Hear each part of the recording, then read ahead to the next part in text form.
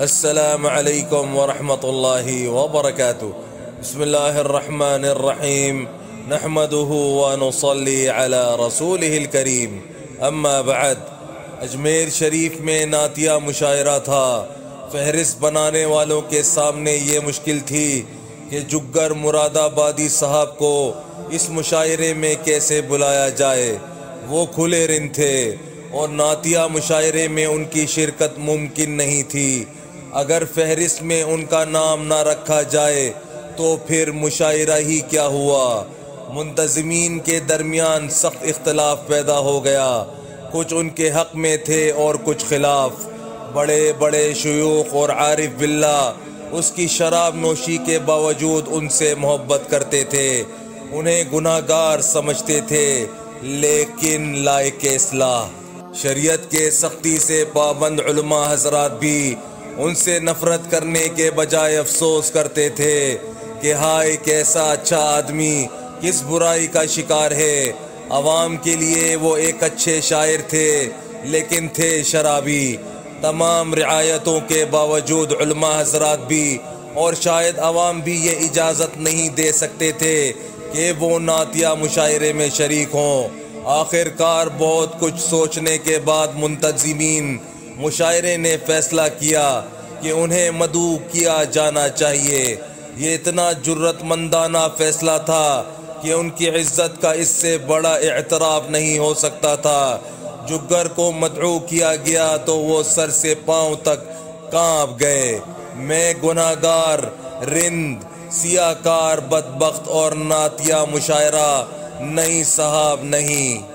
اب منتظمین کے سامنے یہ مسئلہ تھا کہ جگر صاحب کو تیار کیسے کیا جائے۔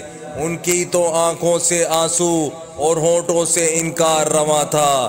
نعتیہ شاعر حمید صدیقی نے انہیں آمادہ کرنا چاہا۔ ان کے مربی نواب علی حسن طاہر نے کوشش کی لیکن وہ کسی صورت تیار نہیں ہوتے تھے۔ بالآخر اصغر گونڈوی نے حکم دیا اور وہ چپ ہو گئے۔ سرہا نے بوتل رکھی تھی، اسے کہیں چھپا دیا۔ دوستوں سے کہہ دیا کہ کوئی ان کے سامنے شراب کا نام تک نہ لے۔ دل پر کوئی خنجر سے لکیر سی کھینچتا تھا۔ وہ بے ساختہ شراب کی طرف دوڑتے تھے مگر پھر رک جاتے تھے۔ لیکن مجھے نعت لکھنی ہے، اگر شراب کا ایک قطرہ بھی حلق سے اترا تو کس زبان سے اپنے آقا کی مدح لکھوں گا۔ یہ موقع ملا ہے تو مجھے اسے کھونا نہیں چاہیے۔ شاید یہ میری بخشش کا آغاز ہو، شاید اسی بہانے میری اصلاح ہو جائے، اللہ کو مجھ پر ترس آ جائے۔ ایک دن گزرا، 2 دن گزر گئے، وہ سخت اذیت میں تھے، نعت کے مضمون سوچتے تھے اور غزل کہنے لگتے تھے۔ سوچتے رہے، لکھتے رہے، کاٹتے رہے، لکھے ہوئے کو کاٹ کاٹ کر تھکتے رہے۔ آخر ایک دن نعت کا مطلع ہو گیا، پھر ایک شعر ہوا، پھر تو جیسے بارش انوار ہو گئی۔ نعت مکمل ہوئی تو انہوں نے سجدہ شکر ادا کیا۔ مشاعرے کے لیے اس طرح روانہ ہوئے جیسے حج کو جا رہے ہوں، کونین کی دولت ان کے پاس ہو، جیسے آج انہیں شہرت کی سدرۃ المنتہا تک پہنچنا ہو۔ انہوں نے کئی دن سے شراب نہیں پی تھی لیکن حلق خوش نہیں تھا۔ ادھر تو یہ حال تھا، دوسری طرف مشاعرہ گاہ کے باہر اور شہر کے چوراہوں پر احتجاجی پوسٹر لگ گئے تھے کہ ایک شرابی سے نعت کیوں پڑھوائی جا رہی ہے۔ لوگ بھپرے ہوئے تھے، اندیشہ تھا کہ جگر صاحب کو کوئی نقصان نہ پہنچ جائے۔ خطرہ بھی تھا کہ لوگ اسٹیشن پر جمع ہو کر نعرے بازی نہ کریں۔ ان حالات کو دیکھتے ہوئے منتظمین نے جگر کی آمد کو خفیہ رکھا تھا۔ وہ کئی دن پہلے اجمیر شریف پہنچ چکے تھے جبکہ لوگ سمجھ رہے تھے کہ مشاعرے والے دن آئیں گے۔ جگر اپنے خلاف ہونے والی ان کارروائیوں کو دیکھ رہے تھے اور مسکرا رہے تھے۔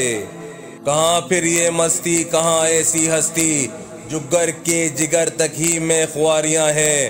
آخر مشاعرے کی رات آ گئی۔ جگر کو بڑی حفاظت کے ساتھ مشاعرے میں پہنچا دیا گیا۔ اسٹیج سے آواز ابھری، رئیس المتغزلین حضرت جگر مراد آبادی اس اعلان کے ساتھ ہی ایک شور بلند ہوا۔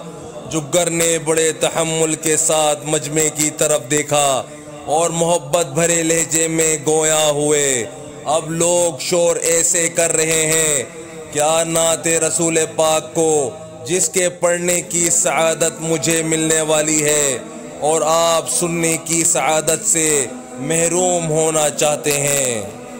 شور کو جیسے سانپ سونگھ گیا، بس یہی وہ وقفہ تھا جب جگر کے ٹوٹے ہوئے دل سے یہ صدا نکلی ہے۔ جو جہاں تھا ساکت ہو گیا، یہ معلوم ہوتا تھا جیسے ان کی زبان سے شعر ادا ہو رہا ہے اور قبولیت کا پروانہ عطا ہو رہا ہے۔ نعت کیا تھی؟ گناہگار کے دل سے نکلی ہوئی آہ تھی، خواہش پناہ تھی، آنسوؤں کی سبیل تھی، بخشش کا خزینہ تھی۔ وہ خود رو رہے تھے اور سب کو رلا رہے تھے، دل نرم ہو گئے، اختلاف ختم ہو گئے۔ رحمت عالم کا قصیدہ تھا، بھلا غصے کی کھیتی کیوں کر ہری رہتی۔ یہ نعت اس شخص نے کہی نہیں ہے، اس سے کہلوائی گئی ہے۔ مشاعرے کے بعد سب کی زبان پر یہی بات تھی۔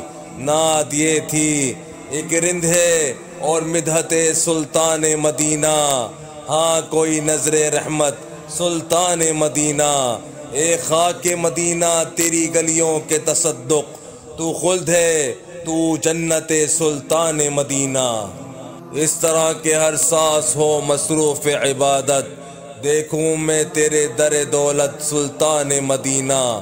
ایک ننگ غم عشق بھی ہے منتظر دید، صدقے تیرے اے صورت سلطان مدینہ۔